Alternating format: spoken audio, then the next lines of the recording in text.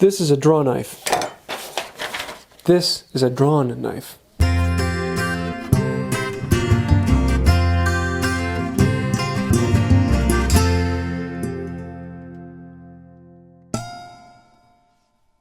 So I'm working on the spring for my new lathe, and my draw knife has just gotten really dull.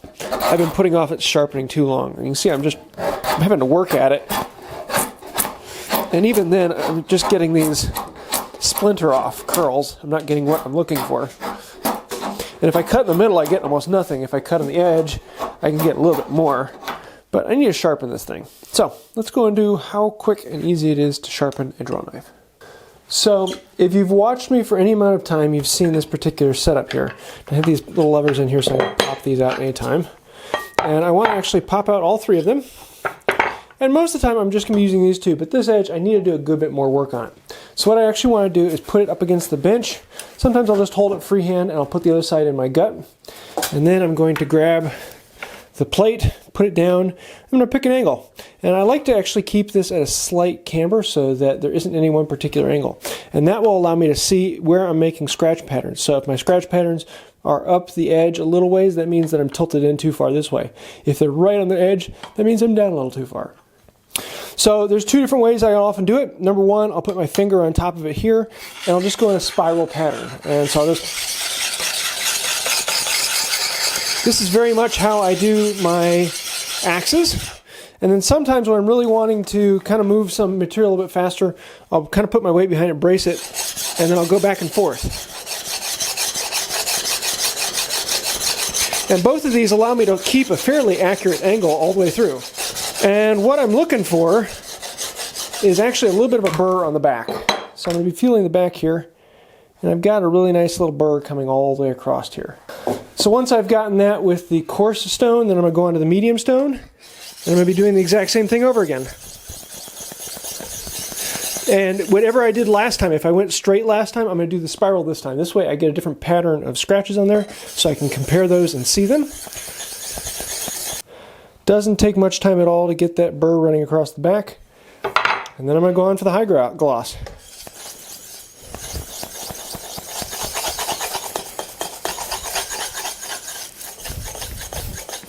And then last but not least, I'm going to come out of the strop, and with the strop, I just have this simple piece of leather here, and rather than going across it and getting the chance of accidentally cutting, I'm actually going to pull it as I go across. So I'll start here, and I'll end here.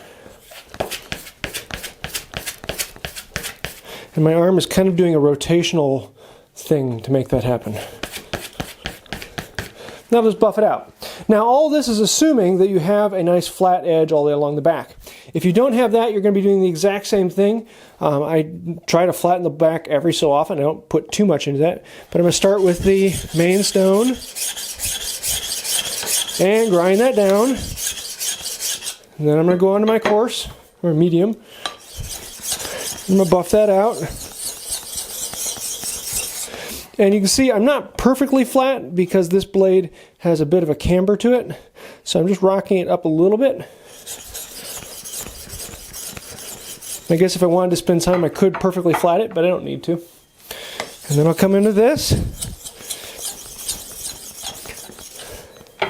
And then strop.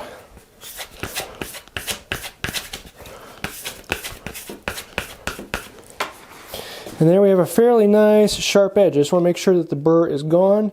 If I wanted to, I could probably shave some hair, but I got my long sleeves on now. And then we can bring it back over here and see how she goes.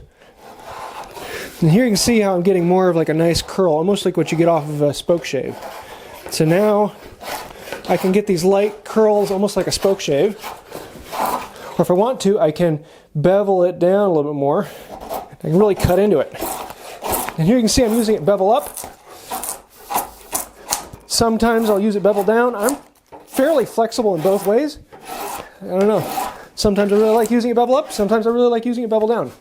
But it's just a matter of switching because it's just a bevel one way or the other. And with this you can take off a good deal of material fairly quickly, or you can slack it up a little bit. Just kind of shave it a little bit more like you would see on a spoke shave. Kind of cleaning it up with a draw knife. If you'd like to see more information on the draw knife and more information about them, different types and different uses, definitely go check out my friend Chop with Chris. He just put out a video on spoke shaves and draw knives, and I have a clip in his video about working with planes. So a lot of great information on a really cool channel. Definitely go check him out. There you have it. It's something that for some reason scares a lot of people, but really isn't that difficult once you understand the basics. It's just like any other tool. You just have to bring it to a nice point on the edge. And getting there is just a little bit of practice and a little bit of patience.